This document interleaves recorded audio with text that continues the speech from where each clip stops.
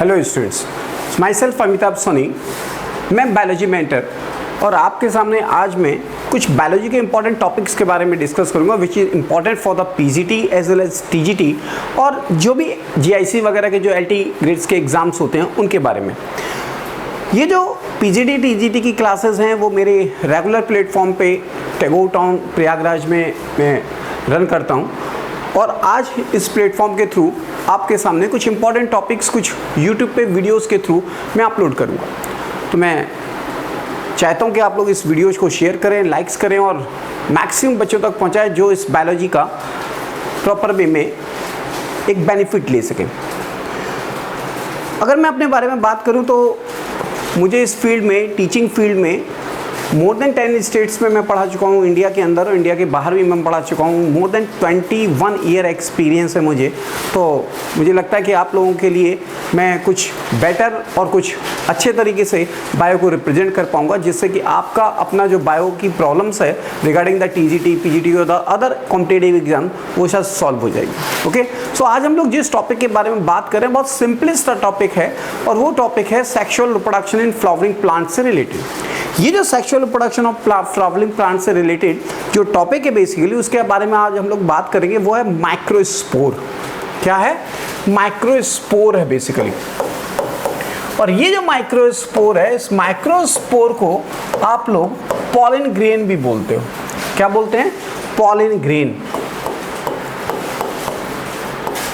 ये जो माइक्रोस्पोर है, आप में से मैक्सिमम लोगों को ये पता होगा कि ये जो माइक्रोस्पोर है, ये माइक्रोस्पोर एग्जैक्टली बनता कब है या किसके अंदर बनता है।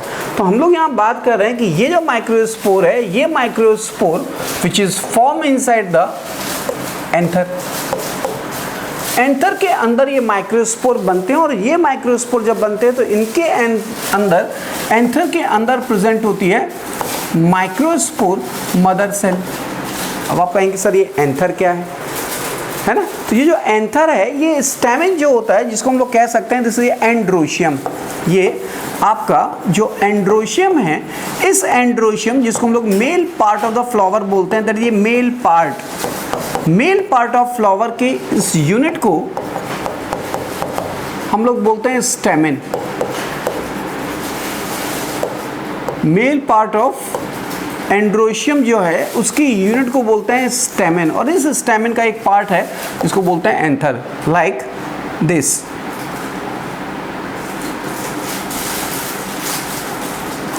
ये आपका एंथर है।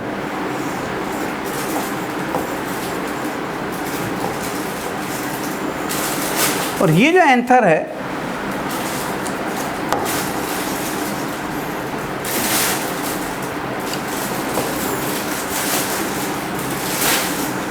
ये जो एंथर है, इस एंथर के अंदर होती है कई सारी माइक्रोस्पोर मदर सेल। आपको एक बात याद रखनी पड़ेगी, चाहे किसी भी पर्टिकुलर प्लांट या लिविंग ऑर्गेनिज्म के अंदर अगर सेक्सुअल रिप्रोडक्शन होता है तो मेल स्पर्म कई सारे बनते हैं।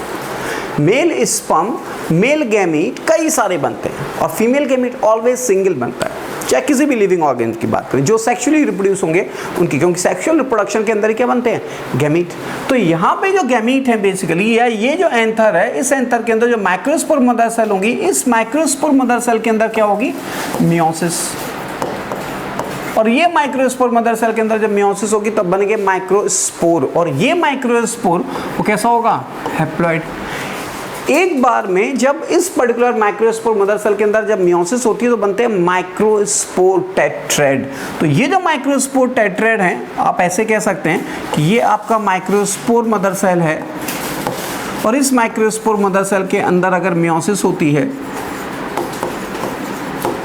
तो यहाँ पे बनते हैं माइक्रोस्पोर टेट्रेड और ये माइक्रोस्पोर टेट्रेड 4 होंगे, एक साथ रहेंगे। ये 4 होंगे और कैसे रहेंगे? एक साथ रहते हैं बेसिकली ये।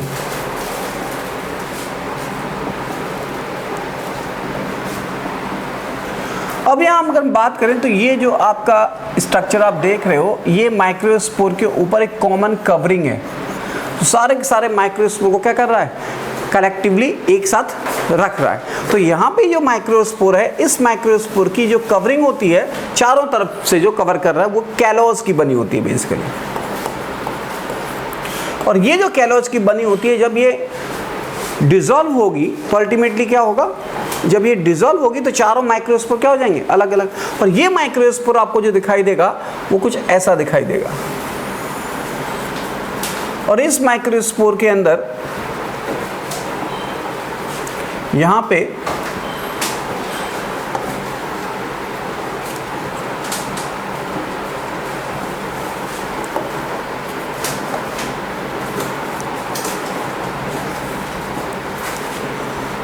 ये माइक्रोस्पोर है और इस माइक्रोस्पोर के ऊपर आपको ये दिखाई दे रही है exine. This is called as exine. तो ये जो स्ट्रक्चर है ये है एक्साइन, और ये जो व्हाइट वाला आपको दिखाई दे रहा है ये है इंटाइन। अब ये जो एक्साइन होती है, ये एक्साइन बेसिकली पैक्टिन, ये जो एक्साइन है ये स्पोरोपोलेनिन की बनी होती है। किसकी बनी होती है, स्पोरोपोलेनिन की। That is made up of sporopollenin. और ये जो इंटाइन बनी होती है ये पैक्टिन एंड सेलुलोज की बनी होती है। ये बनी होती है पैक्टिन एंड सेलुलोज की, और ये जो एक्साइन होती है वो बनी होती है स्पोरोपोलेनिन की। दूसरी चीज कि ये जो इंटाइन है, इस इंटाइन से आगे चल के जब ये बेसिकली फॉर्मेशन होगा, जब ये जर्नेट करेगा पोस्ट पॉलिनेशन चेंजेस के बाद, तो इसके अंदर क्या होगा, ये इंटाइन अल्टीमेटली पॉलन ट्यूब का फॉर्मेशन कर लेती है। किसका फॉर्मेशन करेगी, पॉलन ट्यूब का फॉर्मेशन करेगी। तो ये तो बात हुई इंटाइन पॉलन ट्यूब को फॉर्म करेगी। और ये जो एक्साइन है, ये एक्साइन जो स्पोरोपोलेनिन की बनी है, ये स्पोरोपोलेनिन लिपिड डेरिवेटिव होता है। क्या होता है, lipid derivative. Indirectly you can say कि ये कैरोटीनॉइड का बना होता है। किसका बना होगा, कैरोटीनॉइड्स का बना होगा। तो यहाँ सबसे इंपॉर्टेंट क्वेश्चन ये पूछते हैं कि पॉलन ग्रेन की एक्साइन किसकी बनी होती है, वो किसकी बनी होगी, स्पोरोपोलेनिन की। ये बात क्लियर है। और यहाँ पे ये स्पोरोपोलेनिन कैसा है, लिपिड डेरिवेटिव है, कैरोटीनॉइड का बना होता है। और ये जो स्पोरोपोलेनिन है, these are biologically non degradable. ये नॉन डिग्रेडेबल होता है।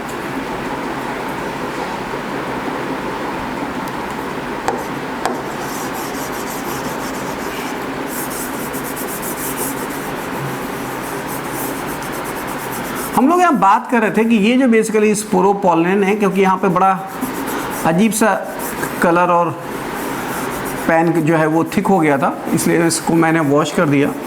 और इसमें हम लोग बात करेंगे कि ये जो हमारा स्पोरोपोलेनिन है, ये जो हमारा स्पोरोपोलेनिन है, ये sporopollenin chemically biologically non degradable होता है। मतलब इसके ऊपर टेम्परेचर का, केमिकल का, किसी भी तरीके का कोई इंपैक्ट नहीं पड़ता। किसके ऊपर, स्पोरोपोलेनिन के ऊपर। That's why it is present in fossils.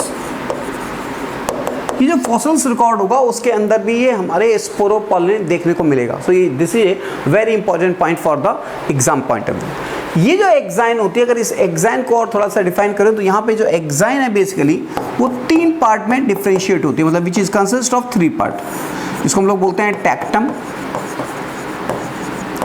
बैकुलम and foot layer. Tectum, baculum and foot layer, this is a exine. और एक्साइन बनी किसकी होगी, स्पोरोपोलेनिन की। इंटाइन से क्या बनेगा, पॉलन ट्यूब।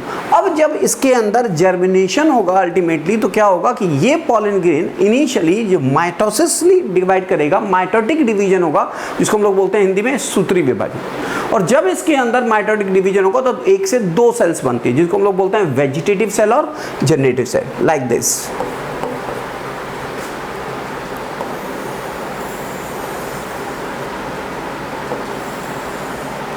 ये हमारा ये वेजिटेटिव सेल्स है,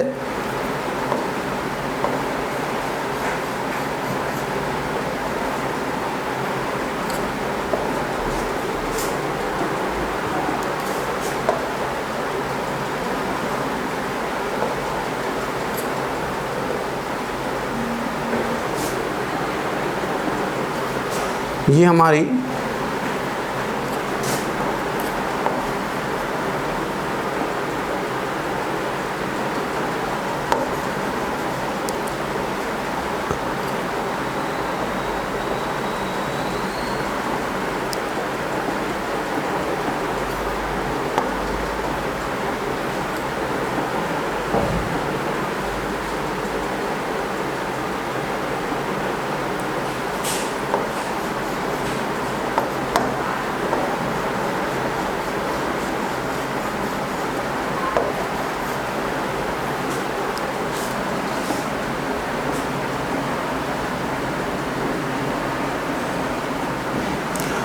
हम लोग यहाँ बात कर रहे हैं इस पर्टिकुलर पॉलन ग्रेन के रेफरेंस पे। ये जो पॉलन ग्रेन है माइक्रोस्पोर है, ये माइटोटिकली डिवाइड होगा तो हम यहाँ लिख सकते हैं M1 होगा, माइटोसिस 1 होगी और अल्टीमेटली क्या बन जाएगा, वेजिटेटिव सेल। ये जो वेजिटेटिव सेल है, इस वेजिटेटिव सेल के अंदर मोर डेंस साइटोप्लाज्म होगा, irregular shape of nucleus present होता है और डीएनए कंटेंट्स होते हैं। जबकि ये जो सेल है जिसको हम लोग बोलते हैं जनरेटिव सेल, इसका जो न्यूक्लियस होता है वो स्पिंडल शेप होता है, spindle shape, and this is known as generative cell। ये वेजिटेटिव सेल का जो न्यूक्लियस है बेसिकली ये होगा बड़ा साइज में, इरेगुलर शेप में होगा। और ये जनरेटिव सेल कैसी होगी, ये स्मॉलर साइज की होती है और इस स्मॉलर साइज के अलावा ये बेसिकली इसी वेजिटेटिव सेल्स के साइटोप्लाज्म के अंदर फ्लोट करती है। तो इसे two celled stage of pollen grain. ये जो two celled stage of pollen grain है, ये बेसिकली जब तक इस पॉलन ग्रेन से two celled stage, three celled stage का फॉर्मेशन नहीं होगा तब तक ये पॉलिनेशन में पार्टिसिपेट नहीं करेगा। बात समझ में आई? हमने ये बोला कि जब तक ये pollen grain two celled stage नहीं होगा तब तक ये पॉलन ग्रेन के उड़ने में या कहना चाहिए पॉलन ग्रेन के ट्रांसफर में हेल्प नहीं होगी जब तक ये बने। तो अल्टीमेटली जब ये बनेगा तो इसके बनने के बाद क्या होगा, ये पॉलिनेशन में पार्टिसिपेट करेगा। तो आप कह सकते हैं it is participate in pollination. और ये जो पॉलिनेशन में पार्टिसिपेट कर रहा है ये क्या होगा, इसको हम लोग बोलते हैं two celled stage. Two celled stage. और ये टू सेल्ड स्टेज लगभग 60 to 70% प्लांट के अंदर, एंजियोस्पर्म प्लांट के अंदर टू कहना चाहिए कि two celled stage 60 to 70% participate करते हैं। और इसके बाद जो पार्टिसिपेशन होगा इसी पर्टिकुलर जो दूसरे बनते हैं पॉलन ग्रेन जिसको थ्री सेल्ड स्टेज बोलते हैं, वो रेस्ट ऑफ द प्लांट के अंदर वो three celled stage get ready for pollination. इतनी बात हुई हम लोगों की इस पॉलन ग्रेन के रेफरेंस में। अगली बात हम लोग करेंगे इस पर्टिकुलर पॉलन ग्रेन के रेफरेंस में कि ये जो आपका पॉलन ग्रेन है, हम लोग बात कर रहे थे यहाँ पे पॉलन ग्रेन के रेफरेंस में कि ये जो पॉलन ग्रेन है बेसिकली हम लोगों ने अभी बात की कि ये जो पॉलन ग्रेन, ये two celled stage pollen grain जो होंगे वो हमारे which is get ready for pollination, और जो three celled stage pollen grain होंगे वो उनके अलावा 30 to 40% प्लांट के अंदर ज़्यादातर three celled stage which is get ready for pollination. एक और इम्पॉर्टेंट बात बताएं कि ये जो पॉलन ग्रेन है, इन पॉलन ग्रेन को हम लोग पार्शियल डेवलप मेल गैमेटोफाइट भी बोलते हैं। That is partial develop male gametophyte भी बोलते हैं। क्या बोलते हैं? Partial develop male gametophyte. एक बात और याद रखिएगा, जब कोई वर्ड आपको समझ में ना आ रहा हो, जब आप उसको बोल ना पाएं तो आप उसके लिए क्या करेंगे, प्रैक्टिस करेंगे थोड़े धीरे धीरे बोलने की। और जब आपको वो वर्ड बोलना शुरू कर देंगे तो आपको वर्ड समझ में भी आएगा और बोलने में भी आसानी रहेगी। तो आपको क्या करना है, वर्ड्स को बोलना है बेसिकली। तो यहाँ हमने बोला कि ये पॉलन ग्रेन को क्या बोलते हैं, पार्शियल डेवलप मेल गैमेटोफाइट। अब ये जो two celled stage get ready for pollination, तो जब ये पॉलिनेशन के बाद कहाँ पहुँचेगा, स्टिग्मा के ऊपर, तो वहाँ की बात करते हैं। जब ये स्टिग्मा के ऊपर पहुँचेगा, ये है आपका स्टिग्मा और ये है आपकी ओवरी, ऐसे है ना, ये है ओवरी।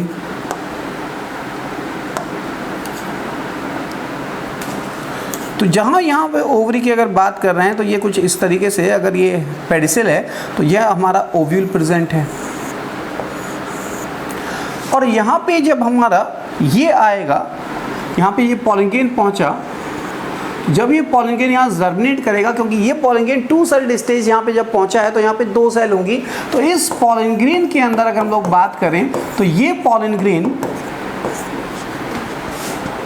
फर्स्ट माइटोटिक डिवीजन से दो सेल्स बनती हैं, कौन कौन सी? वेजिटेटिव सेल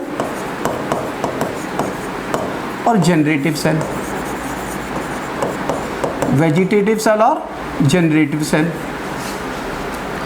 ये जो वेजिटेटिव और जनरेटिव सेल्स बनती हैं बेसिकली, इन वेजिटेटिव और जनरेटिव सेल की अगर हम लोग बात करें तो जनरेटिव सेल के अंदर फिर फर्दर माइटोटिक डिवीजन होता है। जनरेटिव सेल के अंदर फिर फर्दर माइटोटिक डिवीजन होगा, M2 होगा, और यहाँ पे फिर फर्दर बनेगी दो सेल, एक को बोलते हैं बॉडी सेल और एक को बोलते हैं स्टॉक सेल। इसको हम लोग बोलते हैं बॉडी सेल और स्टॉक सेल।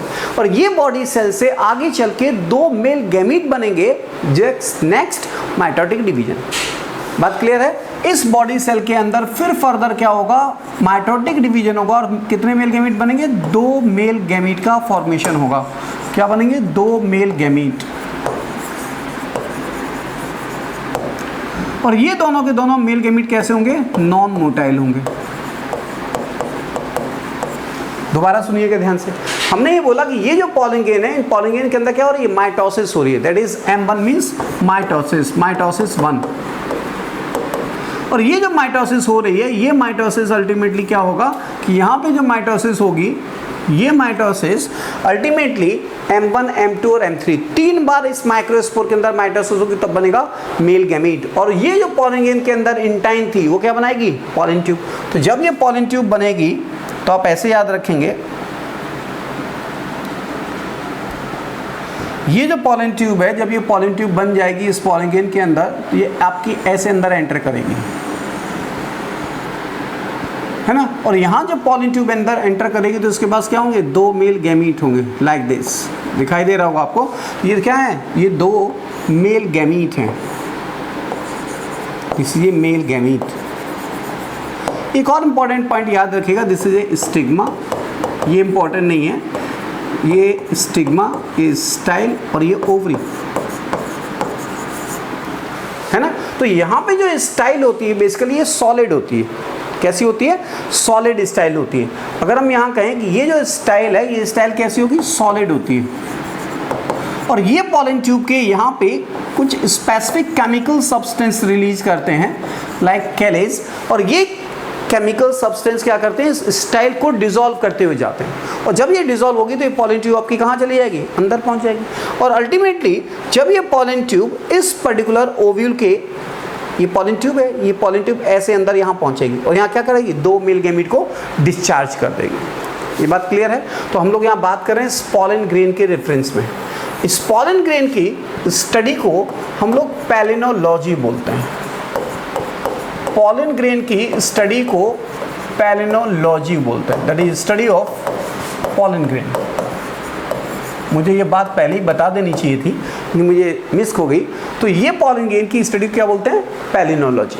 और ये पैलिनोलॉजी जो स्टडी ऑफ पॉलन ग्रेन है, अगर हम लोग बात करें तो स्मॉलेस्ट पॉलन ग्रेन और लार्जेस्ट पॉलन ग्रेन के भी एग्जाम्पल आपको पता होना चाहिए। यहाँ लिख देते हैं। ये जो पॉलन ग्रेन है, ये पॉलन ग्रेन लार्जेस्ट और स्मॉलेस्ट, ये पॉलन ग्रेन कैसे होंगे? लार्जेस्ट और स्मॉलेस्ट। तो पहले बात करते हैं स्मॉलेस्ट की, स्मॉलेस्ट और लार्जेस्ट। ये जो स्मॉलेस्ट और लार्जेस्ट पॉलन ग्रेन है, अगर यहाँ हम बात करें तो स्मॉलेस्ट पॉलन ग्रेन का एग्जाम्पल है माइसोइटिस। माइसोइटिस पॉलिस्ट्रिस को हम लोग जानते हैं फॉरगेट मी नॉट। इसका एक जनरल नेम है, इंग्लिश नेम है, उसको बोलते हैं फॉरगेट मी नॉट। भूलना नहीं, लेकिन फिर भी हम लोग भूल जाते हैं, है ना। जैसे एक प्लांट है जिसको हम लोग बोलते हैं टच मी नॉट, उसका नाम ही है टच मी नॉट। जैसे लाजवंती, छुई मुई, कई सारे नाम से जानते हैं आप। तो वहाँ वो बोलता है टच मी नॉट, लेकिन फिर भी आप क्या करते हैं? छूते हैं उसे, है ना। तो यहाँ क्या है? माइसोइटिस बोलते हैं फॉरगेट मी नॉट। और ये क्या है? स्मॉलेस्ट पॉलन ग्रेन होते हैं। दूसरा है लार्जेस्ट पॉलन ग्रेन, इसको बेसिकली इसका एग्जांपल है जोस्टेरा।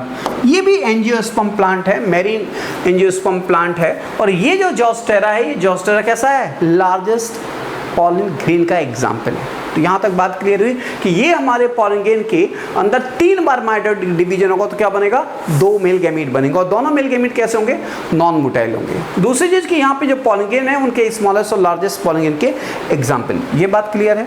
अब एक इंपॉर्टेंट पॉइंट और आपको डिस्कस करना है यहाँ पे, that is a viability period. Viability period के बारे में शायद आपको पता हो मे बी, और नहीं पता है तो ध्यान से सुनिएगा।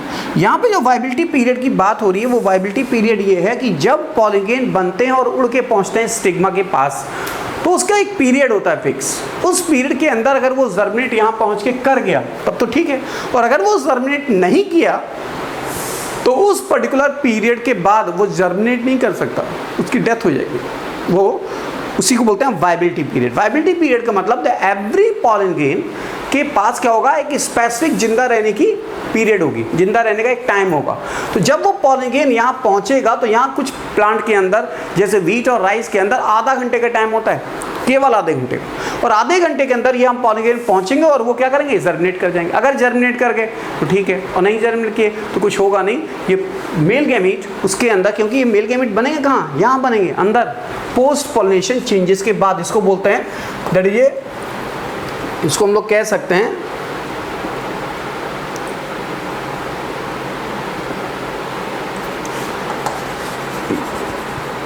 इसको हम लोग यहाँ से लेकर के, नहीं दिखाई देगा आपको, हम लोग दूसरा कलर चूज करते हैं, यहाँ से लेकर के और यहाँ तक की जो कहानी है इसको हम लोग बोलते हैं पोस्ट पॉलिनेशन चेंजेस। क्या बोलते हैं सर, पोस्ट पॉलिनेशन चेंजेस बोलते हैं, क्या लिख सकते हैं, पोस्ट पॉलिनेशन चेंजेस। ये जो पोस्ट पॉलिनेशन चेंजेस है, आप छोटे छोटे वर्ड को याद रखेंगे तो बहुत ईजिली आप याद रख सकते। पोस्ट का मतलब आफ्टर, बाद में, पॉलिनेशन होने के बाद। तो जब पोस्ट पॉलिनेशन चेंजेस होंगे तो उसके अंदर क्या बदलाव आएंगे, बदलाव ये आएंगे कि ये पॉलन ग्रेन जब यहाँ पहुँचेगा पॉलन ट्यूब बनेगी, तब मेल गैमीट बनेंगे, और मेल गैमीट बनेंगे कब, 3 बार माइटोटिक डिवीजन से। ये बात क्लियर है। अब ये जब पॉलन ग्रेन यहाँ बन गए तो इनकी अपनी एक जिंदा रहने का पीरियड होता है, और वो जिंदा रहने के पीरियड के लिए आप ऐसा कह सकते हैं कि नॉर्मल भाषा में मैं आपको एक्सप्लेन कर रहा हूँ कि वाइबिलिटी पीरियड का मतलब कि ये पॉलन ग्रेन जब उड़ के इस स्टिग्मा के ऊपर पहुँचेंगे तो यहाँ आधे घंटे तक जिंदा रह सकते हैं, उसके बाद ये खत्म हो जाएंगे। लेकिन कुछ प्लांट ऐसे भी होते हैं जिनके अंदर इसका वाइबिलिटी पीरियड 1 महीने का हो सकता है, जैसे Rosaceae family, Leguminosae family, Solanaceae family, इनके अंदर इनका पीरियड कितना होगा, 1 मंथ का हो सकता है। तो वाइबिलिटी पीरियड जो होता है वो viability period for wheat, rice, for wheat and rice, ये viability period for wheat and rice, इनका वाइबिलिटी पीरियड यहाँ पे 30 मिनट का हो सकता है। और इनका वाइबिलिटी पीरियड, जो ये प्लांट हैं, ये हमारे जो कहना चाहिए कि रोजेसी, सोलोनेसी, लेग्यूमिनोसी, जिसमें सारी दालें आती हैं, लेग्यूमिनोसी, इनका वाइबिलिटी पीरियड कितना होगा, इनका वाइबिलिटी पीरियड होगा 1 महीने का, that is having a 1 month. ये बात क्लियर हुई कि हमारे जो पॉलन ग्रेन है, इस पॉलन ग्रेन का जो वाइबिलिटी पीरियड होगा वो कितना होगा, 1 मंथ, और इनका कितना होगा, 30 मिनट्स। ये भी एक इंपॉर्टेंट पॉइंट है पॉलन ग्रेन के रेफरेंस में कि viability period of pollen grain very करते हैं। यहाँ तक बात क्लियर है।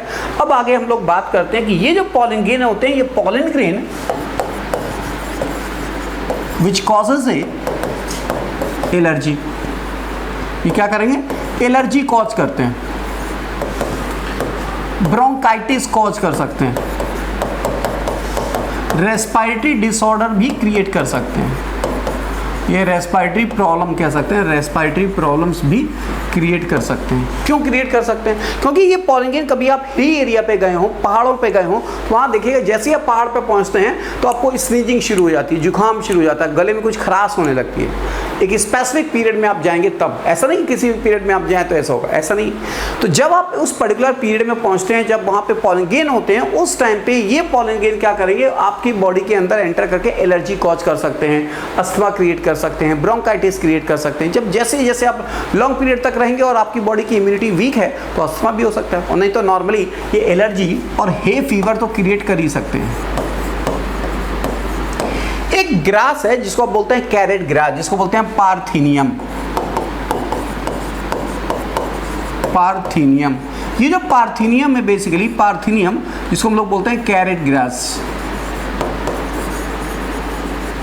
ये जो पार्थेनियम और कैरेट ग्रास है, इनके अंदर क्या होता है, इनके पॉलिनेन जो हैं हमारी बॉडी के अंदर जाके हे फीवर, एलर्जीज वगैरह कॉज कर सकते हैं। और भी कई सारे पॉलिनेन हैं। अगर एक आपको याद हो तो 11th में ही एक पाइनस के बारे में जब हम लोग लाइफ साइकिल डिस्कस करते हैं तो वहाँ पे एक वर्ड आता है सल्फर शावर, एक वर्ड आता है वहाँ पे सल्फर शावर।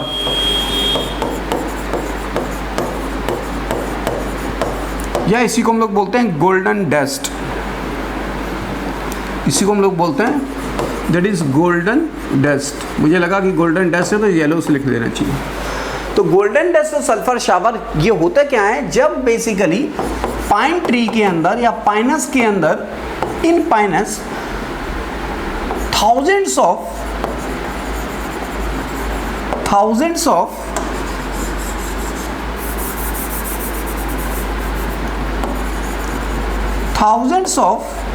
पॉलन ग्रेन जब एटमॉस्फेयर में रिलीज होते हैं तो वहां पे उस पर्टिकुलर एटमॉस्फेयर का जो पूरा का पूरा एटमॉस्फेयर आपको दिखाई देगा वो येलो डस्टी दिखाई देगा, इसलिए इसको बोलते हैं गोल्डन डस्ट और सल्फर शावर। तो वो हुआ किसकी वजह से, पाइनस के पॉलन ग्रेन की वजह से।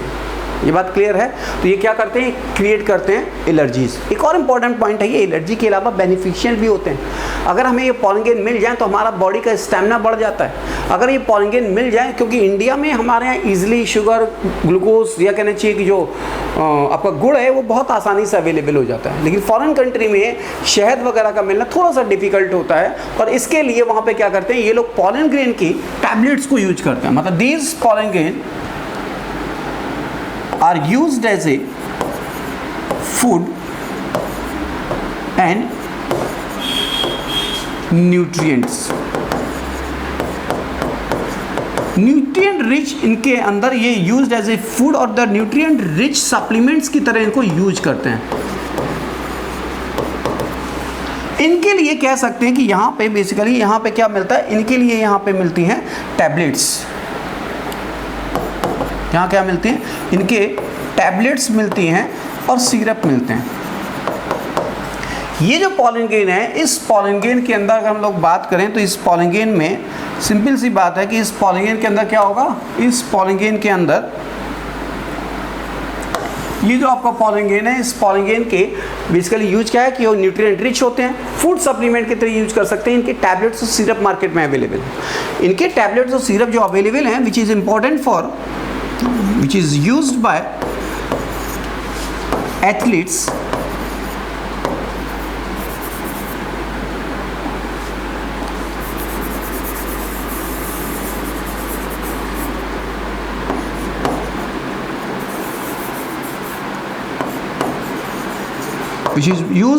athletes and races horse. जो हॉर्स होते हैं फॉरेन कंट्रीज वगैरह में हॉर्स की रेस होती है, तो उन हॉर्स के स्टेमिना को इंक्रीज करने के लिए, उनकी पावर इंक्रीज करने के लिए क्या करते हैं, उन लोगों को हम लोग टैबलेट्स देते हैं या इस पर्टिकुलर पॉलन ग्रेन के सिरप को पिला देते हैं, और हमारे एथलीट्स की भी स्टेमिना को इंक्रीज करते हैं। तो that's why this pollen grain can be used as a food supplement also.